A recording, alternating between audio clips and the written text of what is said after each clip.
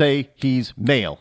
Plain and simple. That's all I'm going to say about it, because it is disgusting that people are paying more attention to that than what is actually happening to them via our government on a daily basis.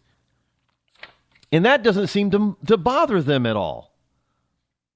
Except, when they run into the government. And look, the more regulation and more laws that we pile on the American people, the bigger your chance is on a daily basis you're going to run afoul and you're going to have a run-in with the government. And at that particular time, a lot of people, including liberals, they realize, wait a minute. First of all, I didn't know that was a law or regulation. That doesn't really make any sense. And two, I'm a good person. We always hear this, I'm a good person. As if that's an excuse to break the law. But they always say, I'm a good person. Well, according to the government, when you break the law, you're not a good person. It's a wake-up call for them, and some of them actually wake up enough to realize, well, this is not what I thought or wanted. And then you have people that, well, they just double down on liberal. Well, I'm really a good person, but I should have known better. No, you shouldn't have. Because a lot of these laws and regulations really are trying to regulate what you believe. Clinton was out there talking about Christians especially, we need to change our faith. We need to change the word of God in order to allow more abortions. Why do we need more abortions? Look, I saw something this weekend that, there's very little out there that scares me to death. But it scared me to death. And one of the reasons it scared me to death is because it's true. It's factual. Here in the West, and I'm, talking Europe as well as, the Western Hemisphere. Here in the West, we seem to think that it's okay to kill our unborn children. Well, we're noticing across the West, Western civilization, that live birth rates are falling dramatically. And they are in the negative right now all across the West. There is not, there isn't a single nation that I saw in this report in the West that we call the West that has a positive birth rate. In other words, parents are having less than 2 children on average per couple. So we're not even replacing the parents. We're falling behind. But there is a group that is producing and going forth and being fruitful because they don't allow abortion. And that's Islam. They don't allow it. And that what is happening is without shots being fired, Islamists are taking over Western nations. How? By not only immigration, but once they get there, they have more children than the natural-born citizens of that country. So within a matter of time, before the 22nd century gets here, many Western nations are going to be at least 50% Muslim. Do you understand what I'm saying, folks? They are going to be at least 50% Muslim. Now that means they don't have to war anymore in order to take over government. And yet we're here, United States and Canada, we're following the same pattern. And as a matter of fact, I have to mention it according to this program, and I checked on it, and the program is dead accurate, that if it wasn't for Latino immigration, legal and illegal in this country right now, we would also have a negative birth rate. And that negative birth rate would be usurped by Muslims. And there would be a time in this country when Muslims take over. Now, understand, this is serious. Now, sure, by the time this actually comes to fruition, many of us probably will not be alive, but I guarantee you your children and your grandchildren will be. Look, folks, I have made a determination, and I made it a long time ago, actually, that because of this and because of what's happening in the Middle East right now, World War III is inevitable. Unless we take some action and get strong leadership all across the Western world. Now, understand, we have to take a page. We have to go to the East to understand this, except for Indonesia. Asian countries do not allow Islam to take over. They won't allow it. China won't allow it. Oh, no. China may not like religion, but let me tell you something. They will not stand for Islam. Even Putin has found himself in trouble with Islamists because Russia can be taken over, which is why he's trying to make nice with Iran, because it may be too late for even Russia and Putin to do so. Now, that's pretty bad when we have to look at Putin for American leadership. That's pretty bad. But let me tell you something. Some of the things that the left are so fixated on, erroneously fixated on, because they just don't understand the facts and how things actually work, is that they're fixated on things like student loan debt. Now, I fully understand that student loan debt is bad in this country. People owe a lot of money to college. But the blame is not being placed where it needs to be. People are blaming, the left is blaming banks and the interest rate that they're charging. Now, forget the fact that, the federal Obama and the federal government have really decided to put the hammer down and regulate interest rates on student loans, on most student loans. And so student loan interest rates are in the single digits. But you got people like Elizabeth Warren out there who are saying, well, the problem is that banks are charging 6 and 7% instead of 3%. So let's cut the interest rate in half. Okay.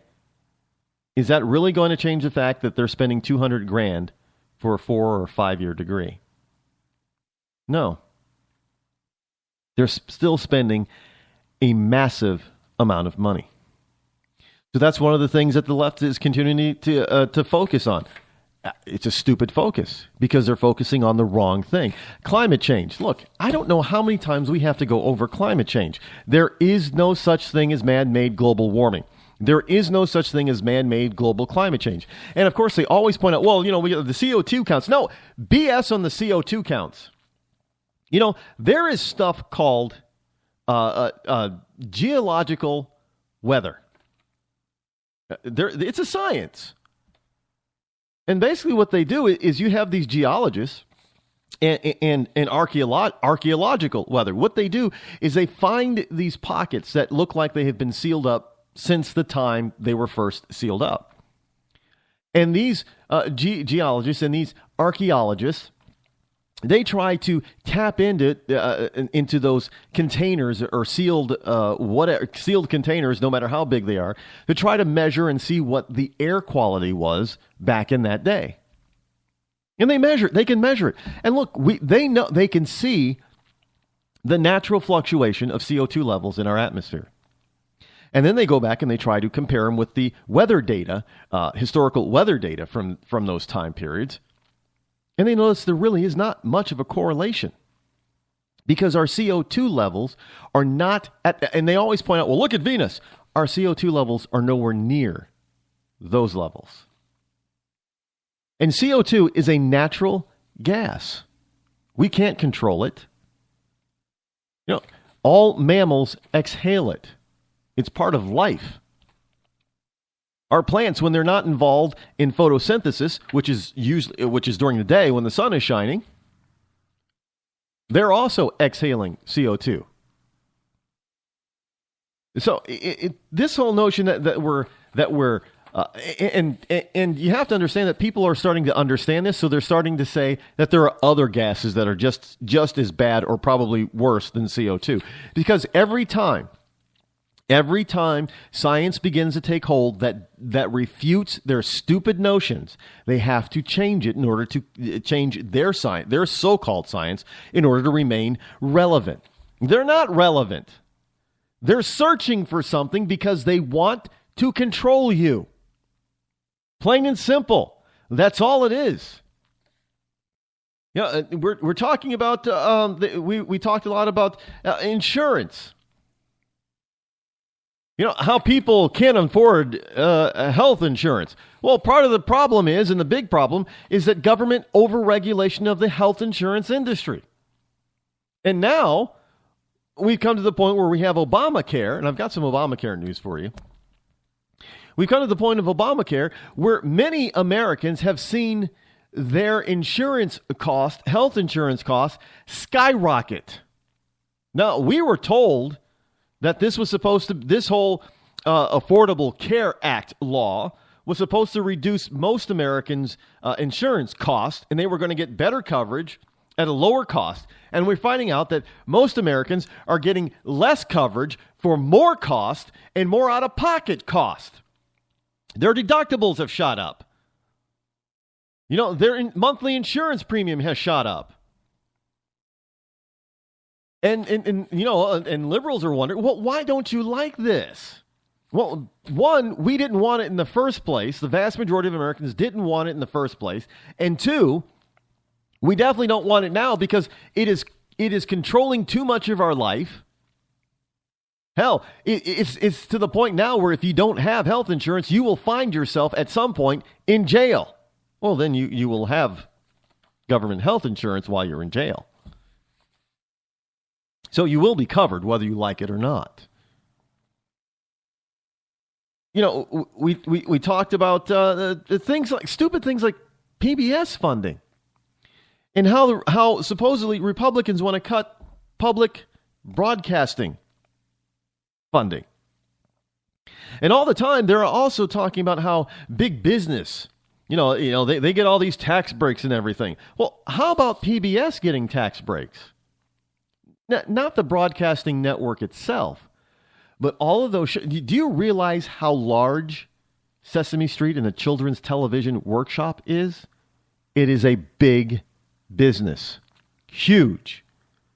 Even one of my favorite programs, This Old House, is big business. You know, people have this erroneous notion, well, PBS is not for profit. Well, sure, the network is, but not their programs. I mean, they call them legendary documentary filmographer Ken Burns. Yeah, he's a very wealthy man. How did he get wealthy? By making and producing these very lengthy documentaries.